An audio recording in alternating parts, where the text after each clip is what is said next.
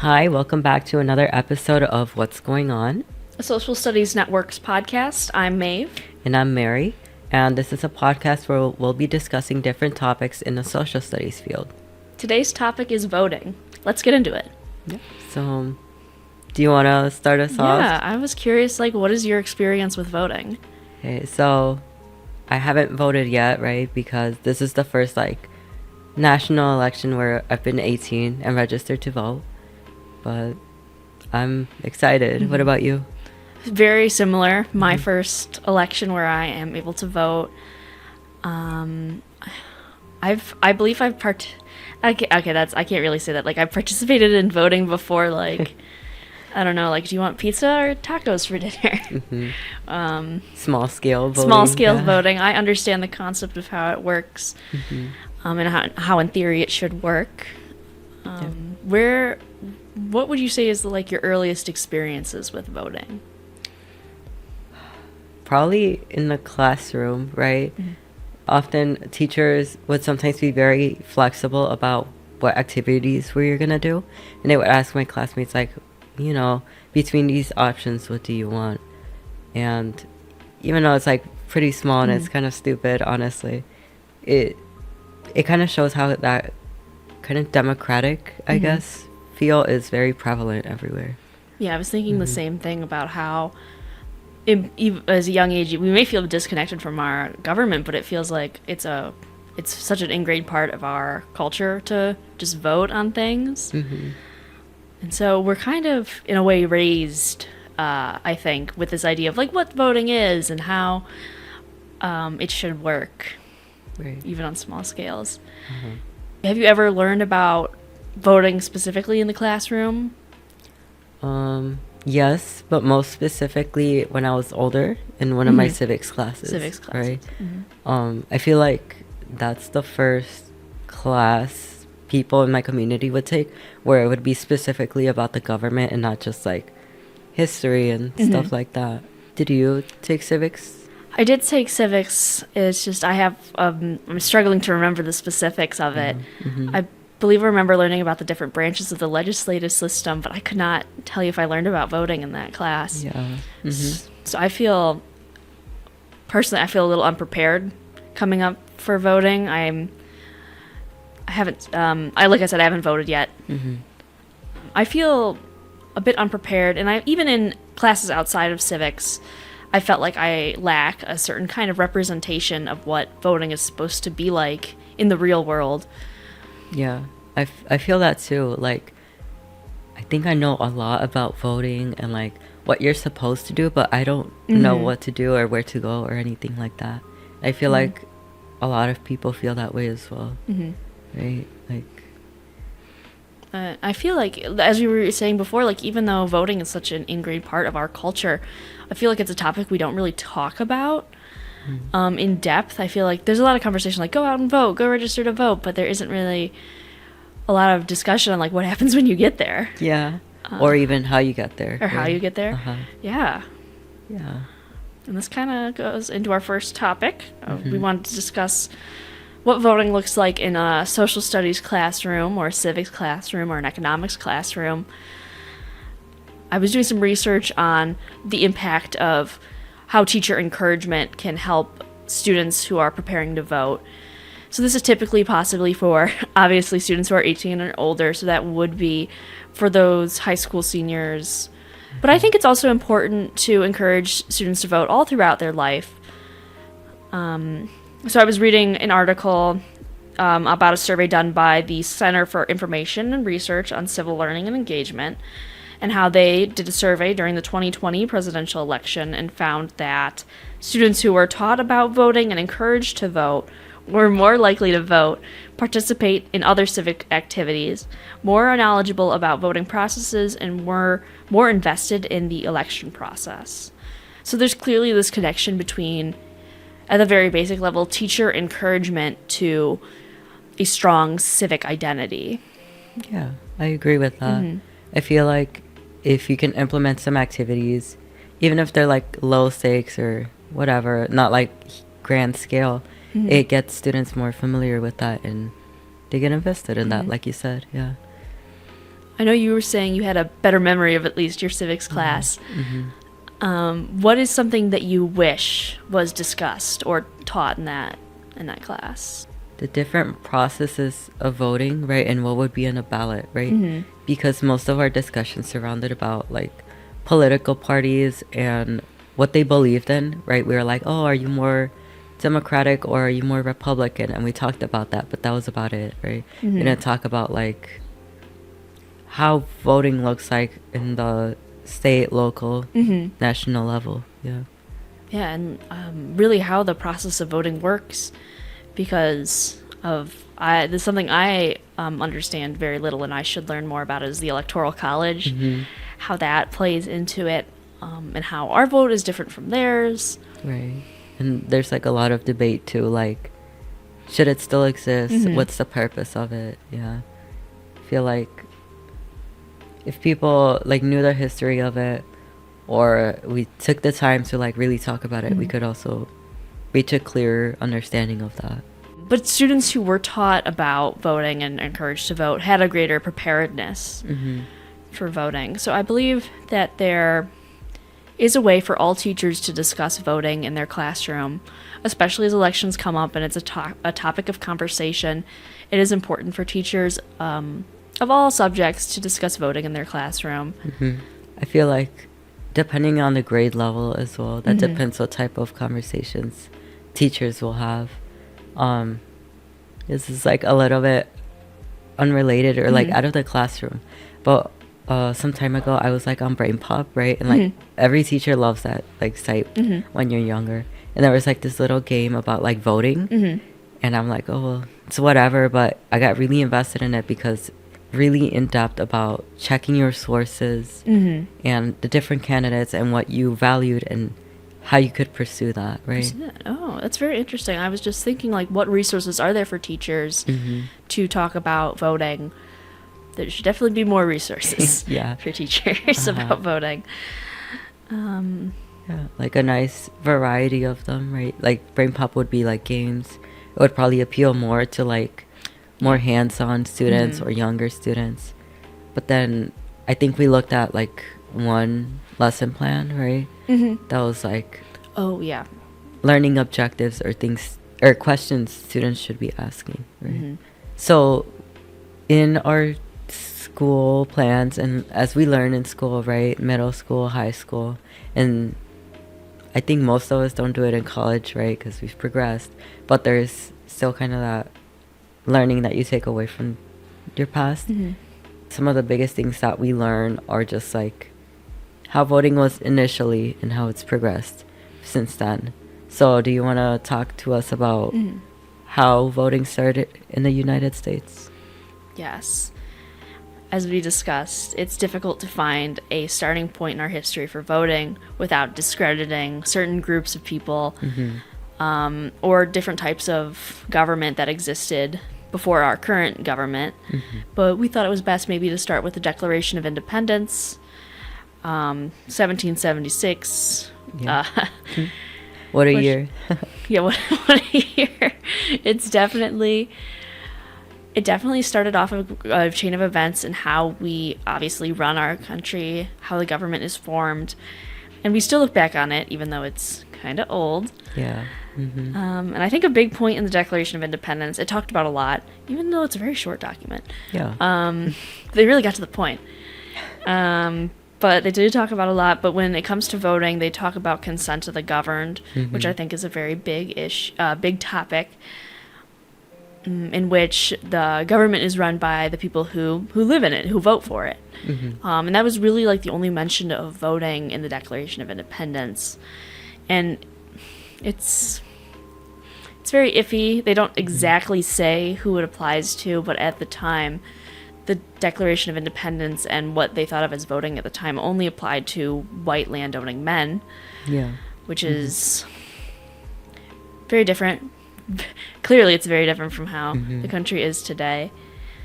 Yeah, I think I remember I read that those like laws and restrictions that determine who could vote and who couldn't vote were mostly left up to state governments, and most of them, just chalked it up to white land owning men, right?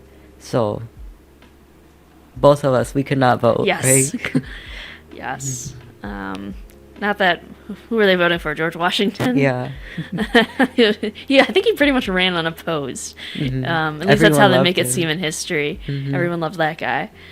But there really isn't much to say about the Declaration of Independence besides what it stood for on voting and who it allowed to or did not allow to vote.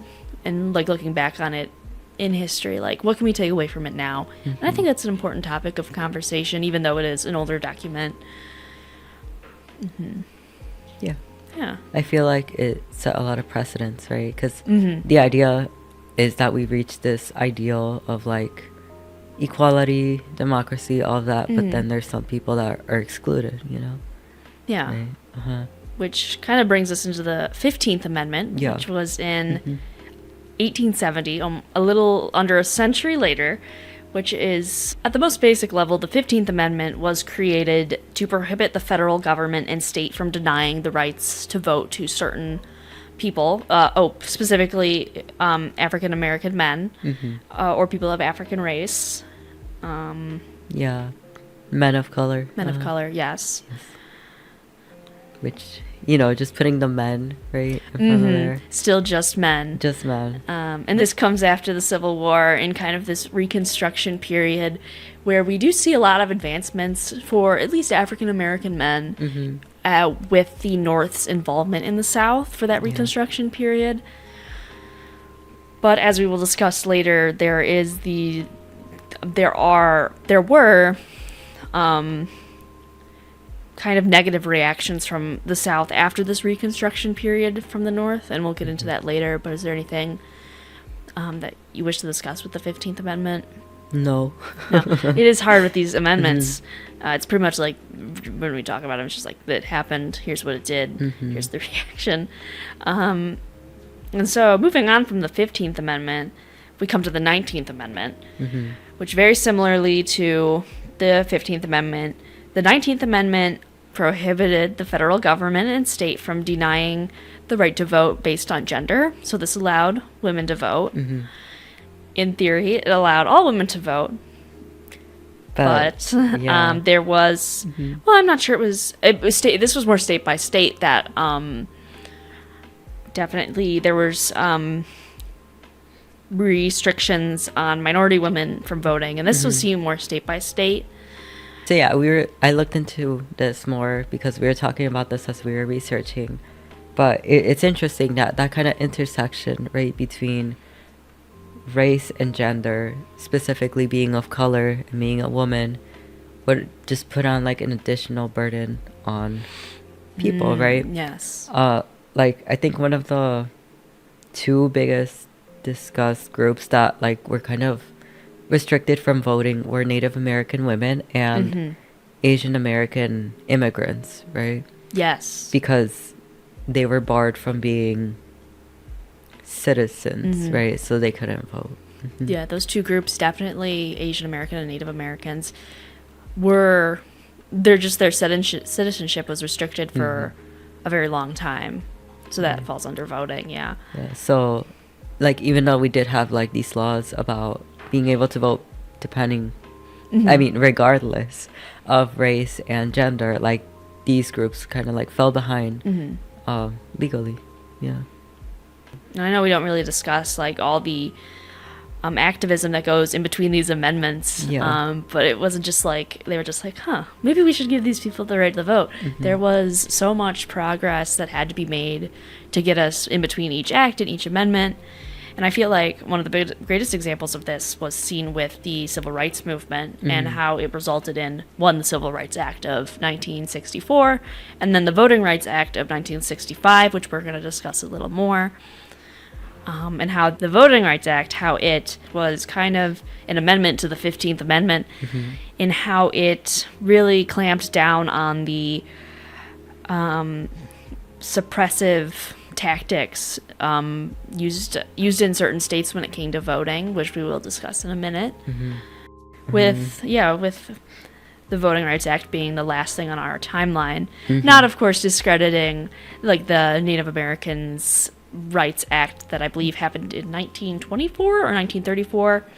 24, yeah. 24, the ending of the Asian American Exclusion Act, or I believe it was the Chinese American Exclusion Act, and I think there was an amendment to the Voting Rights Act in 1984, which made it mandatory for voting places to be accessible, just not discrediting all those, again, things that came in between these things. But talking about the Voting Rights Act and how it ended suppression, I think we should also talk a little bit about suppression. I was wondering what you could tell me about these early acts of voter suppression that the Voting Rights Act was meant to stop. Yeah, so as we talked about before, like, you talked about before, a lot of these, like, milestones in progress that activists kind of got through in terms of voting, right? Like, they were met with, like, a lot of resistance, right? We had the Civil War, and then we had, like, that Reconstruction era where, like, the North was, like, very heavily involved in the South trying to reconstruct it. But then we also had the Jim Crow era where, like, the South was, like, very heavily resisting that, and they resorted to, like, violence and intimidation and a bunch of, like, more subtle legal ways to suppress voters, these newer voters being obviously African Americans, right? So I think the biggest ones, right, were intimidation, were the poll taxes, were passing laws such as the grandfather clause and the laws is the grandfather clause, and I think poll taxes yes were a very big thing. Just all these ways that they could, while this affected African Americans more, it was not beneficial really to anyone. It also brought us kind of back to that land-owning white man, because those who couldn't pay the poll taxes couldn't vote, and if you didn't have the funds for voting, you couldn't vote. And so like, I wanted to bring that up too, right? The grandfather clause was that, like, kind of act or law that basically said, like, oh, if your grandfather could vote, or if they had these rights, you could have them as well. And the only reason why they had that was so that, like you said, white people that couldn't afford, like, these poll taxes could still vote even if their black counterparts couldn't, right? I thought this is something I didn't know. I didn't know a lot about the grandfather clause. I thought it only affected African American people, as in, like, if your grandfather was enslaved, you were enslaved. Was that, maybe that was something else? Maybe. Because I saw more of it in terms of voting. I might be thinking of something else. Okay. Thank you for clearing that for me. And it's interesting, though, right? Because, like, the grandfather clause and then, like, these literacy tests kind of have this in common, where, like, the history kind of, like, bleeds into the now, right? Obviously, like, a lot of newly freed slaves didn't know how to read, didn't know how to write, so they didn't really have, like, a fresh start. They still had, like, that burden of being uneducated in America, right?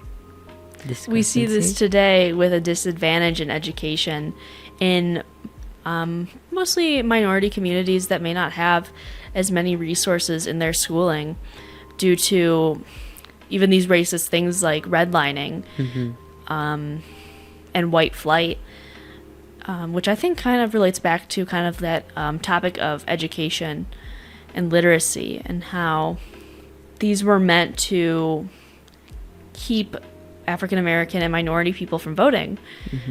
I think a lot of us kind of operate on the assumption that we're, like, equal, right? We legally have the same rights now, right? But in, like, smaller ways, there are still ways that certain groups are marginalized or don't have the same resources, right? So do you want to hop into, like, the present? Or I was thinking about that, and how it's easy today to look back on the past and be like, that's so wrong, and, like, looking on our modern perspective of believing that everyone is equal with our modern knowledge. It's hard to look back on the past at these sometimes very tragic things. And with that passage, with the passage of the Voting Rights Act of 1965, it was really I believe, yeah, the federal government like putting their foot down and the federal government putting their foot down and abolishing these intimidations and poll taxes and literacy tests in the South, and kind of coming back into the South to, which we will talk about in a minute with the Shelby County versus Holder case, how the Voting Rights Act ruled for federal oversight of certain counties and certain states during their voting processes. So the main parts about like the Voting Rights Act was that it would combat like a lot of the voter suppression that Black Americans had, right? So there was like poll taxes and a lot of like intimidation through lynching and race riots, and a lot of like the growing white supremacy that was going on, especially in the South. And the Voting Rights Act did this by eliminating the poll tax, but also, maybe you've mentioned this before, but granting the federal government like the ability to supervise or just look over like the South's like Their voting processes, right in their elections. Yeah. Yes, thank you. Right, and still like there is a lot of voter suppression, I think, even now. You want to talk about that? Yeah, even though like you said, like the the Voting Rights Act was meant to get rid of those intimidation types of suppression, we do still see a lot of suppression today that has risen up since the 60s, maybe a little bit more recently. Some things that we've looked into are such things as the strict voter ID laws, which require voters to have a valid form of identification, but for certain reasons, certain voters may not have access to that. I don't know if you had something to say on voter ID laws. I mean, yeah. I feel like, well, do you have your ID? Do you have one? I do have an ID, yes. Yeah, I had. Okay. I only got my ID like last year. Oh, really? And it's like a whole process, right? So I feel like you have to take time out of your day for one. And you have to have like all these valid documents and just like a bunch of restrictions and like hurdles you have to jump to get this document specifically. And especially when it expires every couple of years, it can be hard to keep a valid form of identification. But other than voter ID laws, there's also voter purging, which is something I learned about in our research, in which federal bodies will go through voter registers to cut out ineligible voters for whatever reason, but for instance, they will cut out eligible voters, and they won't tell the person that they've been cut off the register until they get to the polling place and find out. And by that time, it may be too late. So always check that you're registered to vote. That unfortunately may change without your knowledge. Right, and these kind of like, I guess, deceptive practices, right? They're often combined with things like the elimination of same-day registration, right? So even if like you got removed, you couldn't, and you didn't know until like the day of, you couldn't even do anything about it. Right?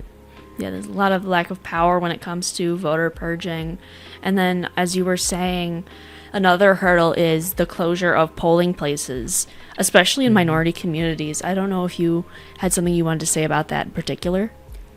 So that kind of practice can be very detrimental to like people of color, right? Because oftentimes they don't have like a lot of good like those public places, right? Like in good condition. They might not have like air conditioning, or I think in some states like giving food and water is like banned. And then also for like disabled people, you can't afford to go too far in leaving the safety of your home when you know you want to vote and practice your power. Yeah.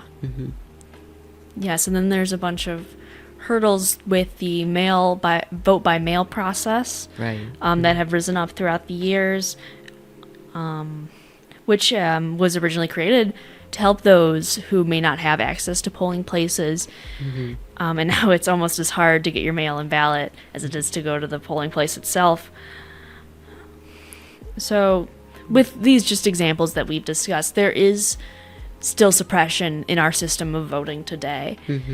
And a lot of this comes from a recent court case, well, over 10 years old now, but very recent actually, was the Shelby County versus Holder court case. It started out in Shelby County, Texas, where was one of the places where the Voting Rights Act of 1965 deemed that there was oversight needed in their election process.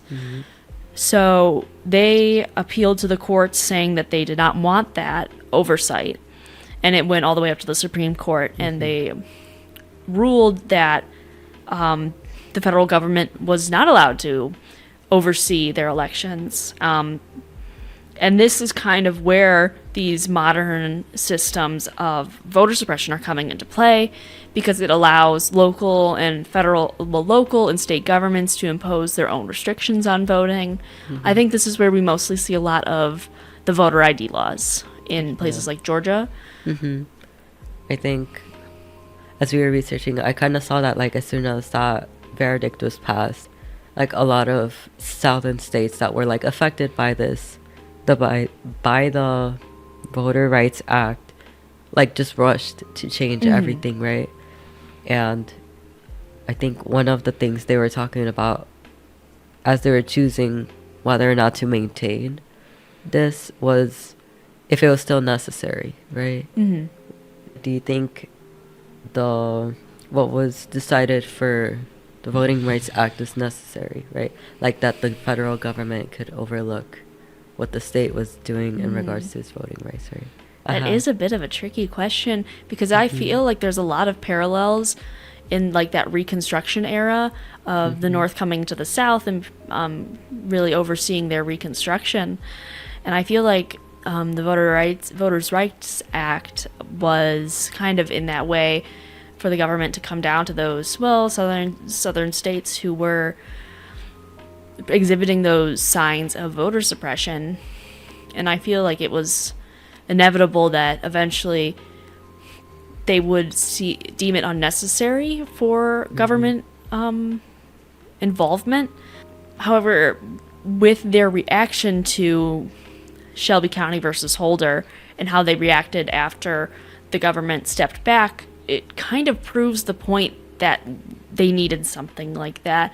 And I'm not saying this is something that only exists in the South, because I do believe there are strict voter ID laws almost everywhere.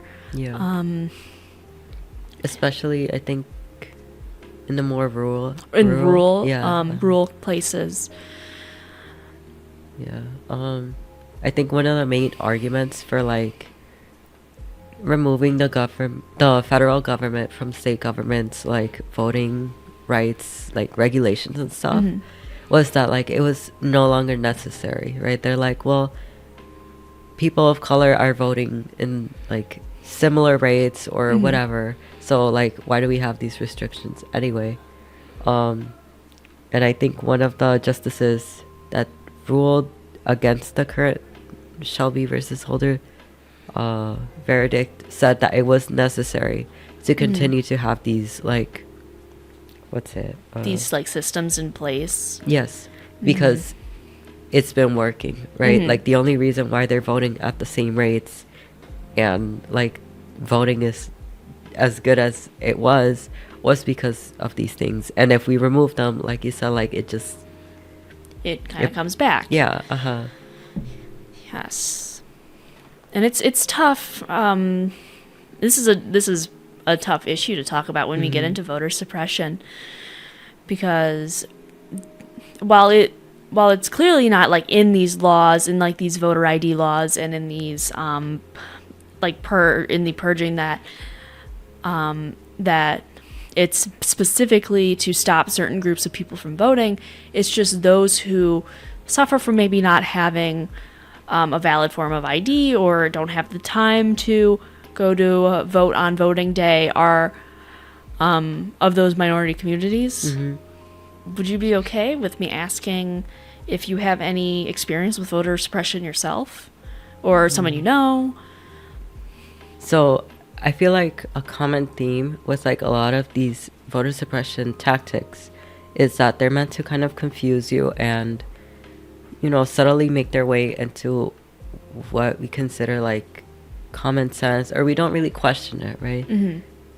Like, for example, if we're going back, the literacy tests, I think if you don't have that like societal awareness of how this could negatively affect people, maybe you would just think like, oh, well, if we want people that are educated to vote, right? But that would ignore like the history that enslaved people had, right? So it wouldn't be fair because it wouldn't acknowledge that, right? So bringing it back to today, for example, I feel like even though I've never had someone like go up to my door and be like, don't vote, or I'll do something to you, right? I feel like just not knowing and being uninformed in like large organizations not really caring about that is kind of a form of suppression, right? Yeah, I definitely feel that too, like this lack of understanding of voting. And I was watching a video today by, I think it was CBS Chicago. They did an interview, I think actually very like yesterday for us. They did it very recently with a associate professor from Northwestern, and how she talked about how misinformation can be a type of voter suppression. At least I would say like very modern, because we've been saying like, oh, there's not enough information about voting, but at the same time there's so much information about voting. I don't know where to start, because I feel like it's a great resource. When I look up, especially for Illinois, they have great resources on how to vote. But this is kind of going back to the very beginning. I don't have a lot of memory of my civics class, and I don't quite know how to comprehend the kind of legalese of how to vote. And I feel like also because of like that prevalence of misinformation, you kind of also start to doubt like actual information, right? Like, for example, here on campus, I've seen some posters around there like, oh, come here to vote, and I'm like, are they really doing that there? Like, I'm not sure, where would I even go there, right? So yeah, like outside of certain buildings, like I was just in there, I didn't see anything about voting inside, right? So and then there's so many things like vote no on this bill, and I'm like, it's like some like Act 477, and I'm like, what is that? What is that for? Or vote yes. And there's a lot left up to the individual to know how to vote, know who to vote for, know what to vote for. And that kind of, I'm not saying that's suppressive, and everyone you'll have to do your own research, no matter where you are or who you are. But I wish there was more, but I wish there was less. Yeah. Voting is a tricky topic that we should all be discussing with our students and our family and our friends. Just try to make it more accessible to everyone, right? If you know something, you should probably share it with your friends if it comes up, or your neighbor, or whatever, right? This is a tricky topic in the sense that we can recognize that there are forms of suppression in our current system of voting, but there's this weight of, well, what do we do about it? I think a great way to start is kind of what we're doing now, bringing awareness to these types of suppression. And I know, like I just said, like we know that there's voter suppression, but saying there is voter suppression in our current system is a great way to start, get that ball rolling. So a big part of kind of fighting that voter suppression is being informed as an individual, but also trying to spread it to your community and trying to connect with like your community resources and activists, right? Try to build that kind of like partnership culture, right? Like I've seen that in my own community, for example. Like there are a lot of groups that like try to go into the streets and they target like different people, like mothers that have children in public schools, and they're like, oh, get involved, here's where you can vote, here's how you can get involved as well, right? And it's interesting because that reaches more than just those specific people, but also their families and their circles, right? I wouldn't know anything about it if it wasn't for my mom, right? So it's interesting. But aside from like individuals and like smaller communities like that, in a larger sense, right, we want to be aware of kind of like the policies that we can put in place to encourage voters and kind of fight back against the suppression they face, right? So something you talked about earlier was like the having an ID, right, to be able to vote. And then policies like eliminating same-day registration or having grace periods or being able to register or vote early, like eliminating those policies drastically brings down the amount of people that can vote because they may not have time to like vote on election day, or they don't know all that yada yada. They end up not being able to vote.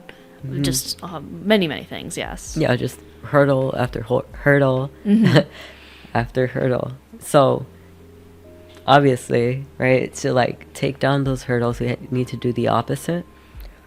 So this website I saw, right, in the Center of American Progress, right, it noted that like some policies like same-day voting and early voting could drastically improve like the amount of people that vote, right?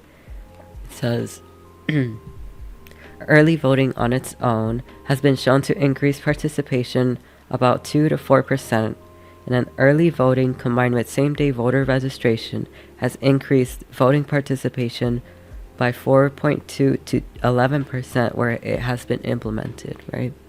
And like one of the takeaways is that like they build on each other, right? Do you have any thoughts on that, or any policies do you think would be helpful to encourage voting? I was definitely thinking about those, the same-day registration and early, was it early voting in general? Yeah. Those sound like they would be very beneficial, and it sounds like there are the statistics behind that to support it. I don't know any of my own that I think would make a good incentive to vote. Yeah. In the same website, it highlights like 5 specific policies that could be implemented. The first one being automatic voter registration, right? And same-day voter registration if you're 18 and eligible to vote. The second one is making voting more convenient with in-person early voting, no excuse absentee voting, and at-home voting with vote centers. 3, provides sufficient resources in elections and ensure voting is accessible. 4, restore the rights for formerly incarcerated people. And there's more, but 5, which is I think pretty relevant to us right here, strengthen civics education in schools, right? So of those 5 that I've mentioned, which one stands out to you the most? Originally, what was standing out to me the most was I believe it was mandatory voter registration. Was it that? Or no, automatic voter registration. And those, in a way, do make me a bit nervous. I believe voting should be a choice, but at the same time, I think everyone should vote. This is where my own beliefs come into play. I think everyone should have a say, but it's a person's choice if they want to have a say. But then moving into a stronger civics education, I think that really relates to what we're talking about here. That's another great point. I know in the state of Illinois, a civics course is required. 1 semester of a civics course is required in high school. I'm not sure if that is the same in every state. But even though I don't have a great memory of my civics course, it definitely did build a strong foundation for my understanding of our government. While I may be lacking certain understandings of voting, I feel very secure in my understanding of our government. Is there anything what stood out to you personally? Personally, the 2 policies that stood out to me the most were the automatic voter registration, right, and the restore rights for formerly incarcerated people, right? The first one being like that's pretty awesome, right? I know there you said you had a concern with like people like being automatically registered to vote, like they should have a choice, right? I don't know if there are any like penalties to not voting. So I don't believe so. no, Now that you say it again, like mandatory registration does sound like a good thing. I think I was more concerned about mandatory voting. Oh yeah, no. Which I don't think is a thing. At least in the United States, I believe in other countries there are maybe certain, what's the word? Penalties. I believe in other countries there may be mandatory voting and penalties for not voting. So that's where my concern came in. Like, yeah. I don't think we want that, right? Right. Like the whole idea behind voting is that you get a choice, right? So if you're forced to do something you might make a choice you don't want to do, you're not informed enough about, and it kind of defeats its own purpose. Yeah. Right. And then the second thing that I said I was interested in was the restore rights for formerly incarcerated people.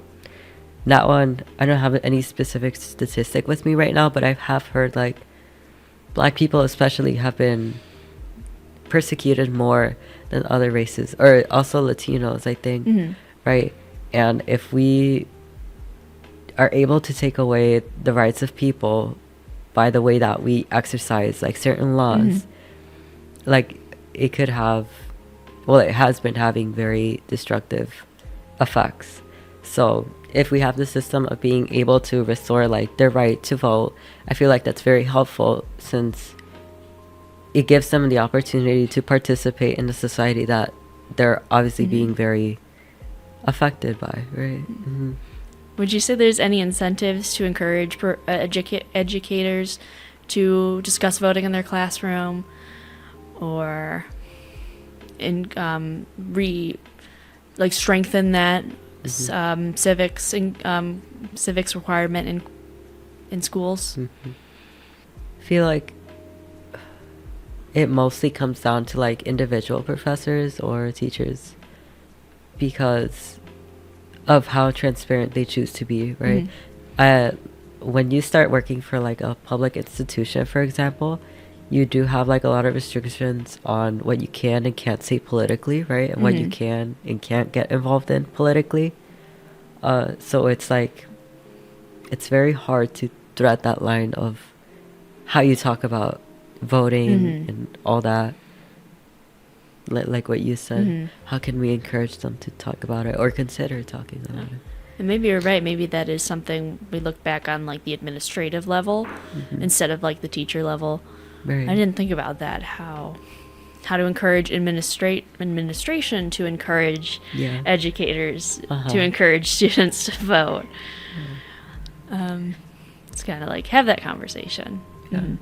I mean, schools function as a system, so you kind of have to hit like different parts of the system. Like, how do you think teachers are held back or discouraged from talking about that stuff? I think like what you said, like there's like that line of what they can talk about politically in a public institution. Maybe like personal attitudes or like cultural values, right? Like if no one talks about voting, why would they? Or like if a voting place is at a school, obviously that's a great way to get the ball rolling. So that'd be interesting. Did your school ever do like a polling thing? The places of polling, Mine did too. We had the day off and everything. Yeah, it was so cool. But that was actually later when they started giving us the day off. That wasn't always a thing. Right. How do we incentivize educators to discuss voting in their classrooms and in their institutions? So I feel like a great part of like incentivizing these conversations, right, is kind of building like that culture of like transparency and like keeping, I don't want to say outside, but like worldwide, community-wide, like news or events that are relevant into the classroom. I know that like a lot of professors or teachers like to be transparent about what's going on, but many of them don't, and like they'll never talk about it. So I feel like if concerns like these, like voting and elections and just government policies, are spoken about like in different levels, right? With students, with teachers, between administration, it could kind of like grow their consciousness about what's going on and spark that conversation, right? Like make these schools, right? Because there's so many intersecting types of people, right? With different backgrounds and educations. I think it would be very like useful to have, you know, this intersection of ideas, right? Because the students and the teachers all bring different perspectives. So if school is like a space to talk about that, it would be very helpful for everyone involved. Yeah, I agree. I think that's part of the point of schools, to bring people together from different backgrounds and to create a system where we can all coexist together. Yeah. Today we talked about like the different ways we could implement like voting and like those types of discussions into the classroom. We briefly touched on that at the beginning and at the end here.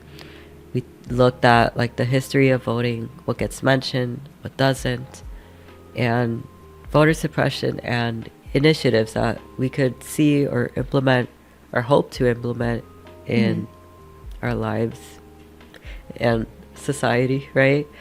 Yeah, we really hope this inspired you to talk to your students, to talk to your friends, to talk to your family about voting. And we're going to really end it off with what everyone says: go vote in the upcoming election, register to vote, and make sure you're registered to vote, and continue this conversation of voting. Thank you for joining us. I'm Maeve. And I'm Mary. Make sure to take care and stay aware.